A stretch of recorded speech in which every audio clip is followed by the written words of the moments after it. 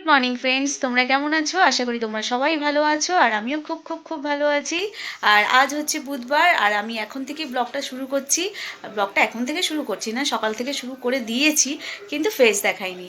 আমি ছেলেকে নিয়ে চলে এলাম, ওকে ব্রেকফাস্ট খাইয়ে দিয়েছি, ও ক্লাস করছে ওখানে বসে, আর আমি ঘরের কিছুটা কাজ সেরেছি, আর এখনও বিছানাপত্র গোছানো বাকি আছে। তো আজকের একটু তোমাদের সঙ্গে ঘরের কাজ শেয়ার করব ভাবছি। তো চলো ঘরের কাজ কি খুঁটিনাটি করি সারাদিন, তোমাদের সঙ্গে আছি, সাথে থাকো আর দেখতে থাকো। আর ব্লগটা ভালো লাগলে অবশ্যই একটা করে লাইক করে দিও, আর তোমরা কমেন্টস করো না।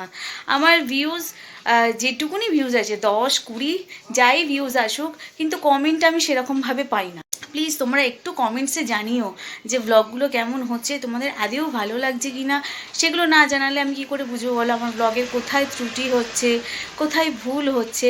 তোমরা কমেন্টস করলেও তো ভালো লাগে না, আরও ইচ্ছা জাগবে নতুন নতুন সুন্দর সুন্দর ব্লগ নিয়ে আসার জন্য। তোমরা প্লিজ একটু কমেন্টসে জানিও আমার ব্লগগুলো কেমন লাগছে তোমাদের, আর পাশে থেকো, সাথে থেকো, দেখতে থাকো আজকে সারাদিনটা আমি কিভাবে কাটাচ্ছি। এই দেখো, যেই মাত্র ক্লাসটা শেষ হলো অমনি কম্বলটা মুড়ি দিয়ে আর শুয়ে পড়লো। কি বলছে জানো, বলে বিছানা থেকে আমি কিন্তু হাঁটবো না, হাঁটবো না। অর্ধেক হিন্দি বলে, অর্ধেক হিন্দি বলে, অর্ধেক বাংলা বলে। চলো চলো চলো বিছানা গুছিয়ে নি, ঠান্ডা লাগুক, চলো চলো চলো চলো, আবার নেক্সট ক্লাস শুরু হয়ে যাবে, চলো চলো চলো চলো। হ্যাঁ টাইম তো হয়ে এসেছে, চলো। ছিঁড়ে যাবে, ওটা ছিঁড়ে যাবে, দাদা পেটাবে তোকে। চলো হাই করে দাও তো সবাইকে। Good morning. এলি বাবা, গুড মর্নিং। চলো চলো নামো নামো, রিক নামো। একটু তাড়াতাড়ি করো, হ্যাঁ?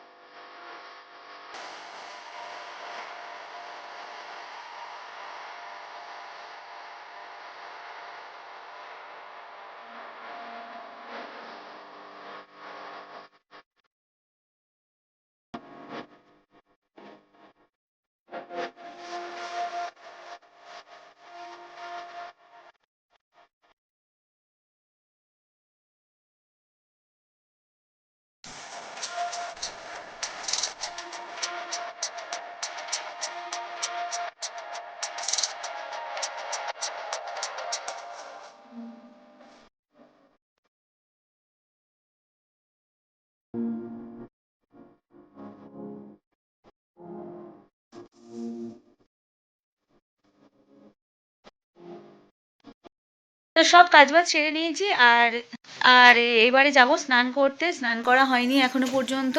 মা পুজো করে বলে সকালে আর স্নান করি না, বৃহস্পতিবার করে খালি আমি পুজো করি, কারণ বৃহস্পতিবার প্রচুর কাজ থাকে তো, মানে ঠাকুরের বাসন প্রচুর থাকে, ওই ছোটো ছোটো বাসন শাশুড়িমা বসে বসে মাজতে পারেন না। আর মা বলেন যে লক্ষ্মীবারের পুজোটা তুমিই করবে, কারণ বৃহস্পতিবারের পুজোটা আমাকেই মা করতে বলে। তো সেই তো বৃহস্পতিবার আমি পুজো করি, আর সারা সপ্তাহ মাই পুজো করে। এবার শরীর টরীর খারাপ হলে আমি করি। তো স্নানটা করে আসি, করে এসে কি রান্না করেছি তোমাদের সঙ্গে শেয়ার করব, তারপরে লাঞ্চে বসবো। তো সমস্ত কাজবাজ সেরে নিয়ে এদিকে রান্না করতে চলে এসেছিলাম। আর এদিকে রান্না করেছি দেখো, এই যে শুক্তো করেছি, এটা হচ্ছে মিষ্টি শুক্তো। আর এখানে শাশুড়ি মায়ের জন্য একটু শুক্তো তুলে রেখেছি, এটা হচ্ছে তেতো একদম। আর এখানে তো ভাত করেছি দেখতেই পাচ্ছ। আর এখানে হচ্ছে এই যে মাছের একটা আলু দিয়ে তরকারি করেছি। আর কালকের পনিরের তরকারি ফ্রিজে আছে, ওই খাওয়া হয়ে যাবে আজকের লাঞ্চে। তো চলো লাঞ্চটা করে আসছি তোমাদের সঙ্গে কথা বলতে।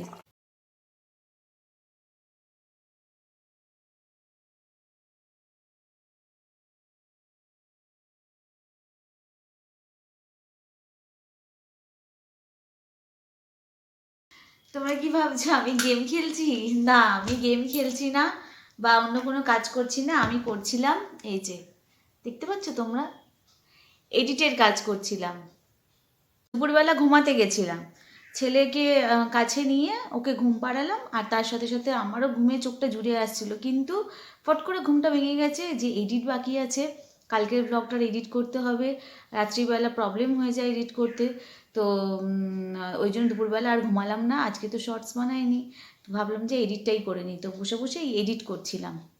আর তারপরে ভাবলাম ভিডিওটা অন করি। আর সামান্য একটু এডিট বাকি ছিল, ওই জন্য ভিডিওটা অন করলাম।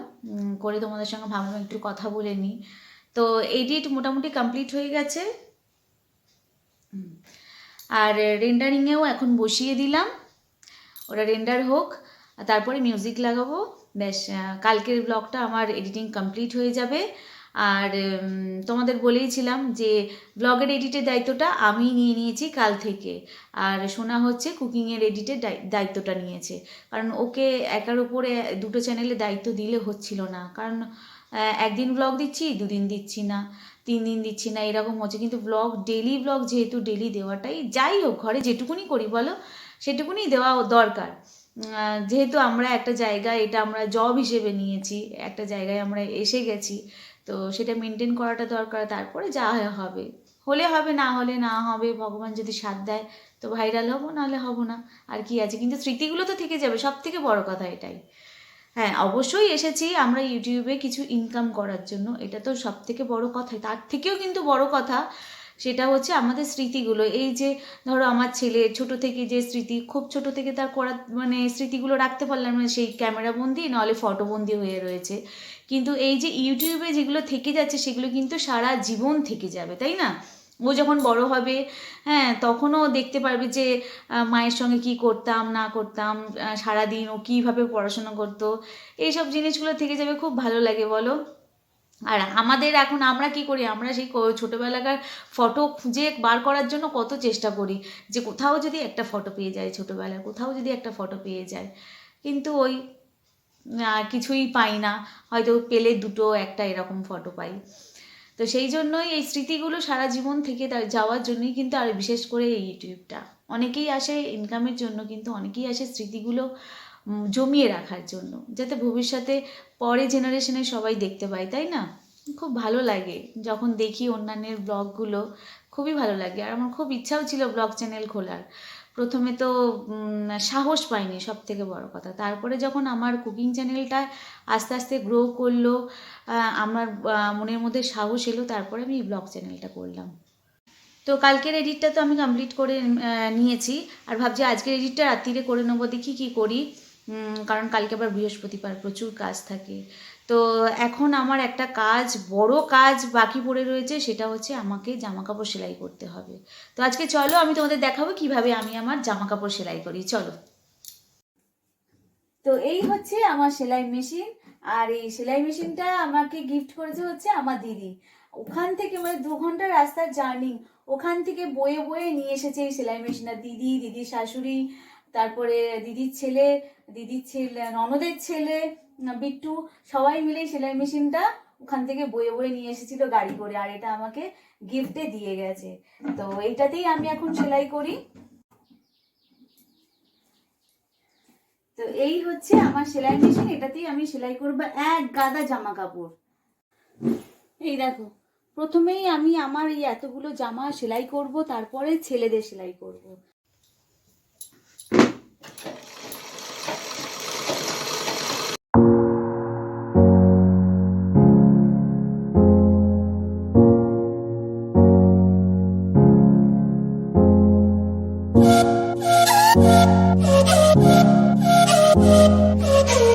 তো এই নাইটিটাও একটুখানি ছিঁড়ে গিয়েছিল, ওই লাস্টের তলার দিকে পায়ে পায়ে লাগে না, ওখানটা ছিঁড়ে গিয়েছিল।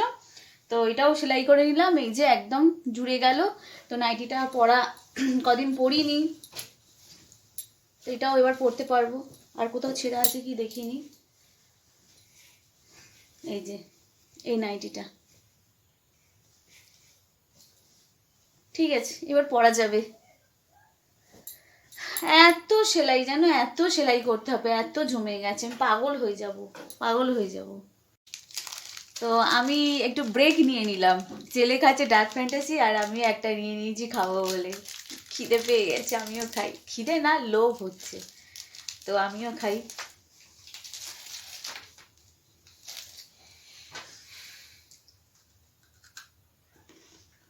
টিভিতে যখন দেখায় একটা বাইট দিলে এর মধ্যে থেকে চকলেট গড়িয়ে গড়িয়ে আসে, দেখো কিচ্ছু নেই, কিচ্ছু নেই, একটুখানি চকলেট লাগানো আছে খালি। এই দেখো, দেখতে পাচ্ছ, আর সামান্য একটু চকলেট দেওয়া আছে, তবু দেওয়া আছে, অন্যান্য বিস্কুটে থাকে না।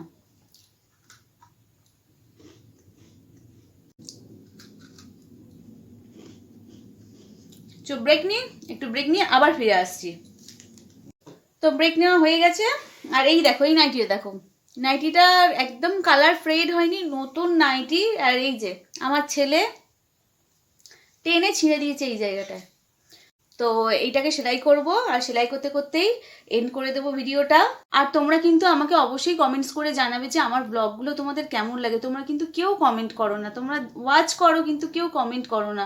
প্লিজ তোমরা একটু কমেন্টস করবে, তাহলে কিন্তু আমারও ব্লগগুলো বানাতে ভালো লাগবে। আর যদি ভালো লেগে থাকে ভিডিওতে ছোট্ট করে একটা লাইক করে দিও, আর পারলে একটু সবার সাথে শেয়ার করো, যাতে আমরা একটু এগিয়ে যেতে পারি। তো বন্ধুরা, সুস্থ থেকো, ভালো থেকো। আগামীকাল আবারও দেখা হবে নতুন কোনো একটা ব্লগের সাথে। ততক্ষণ bye and take care. Love you guys.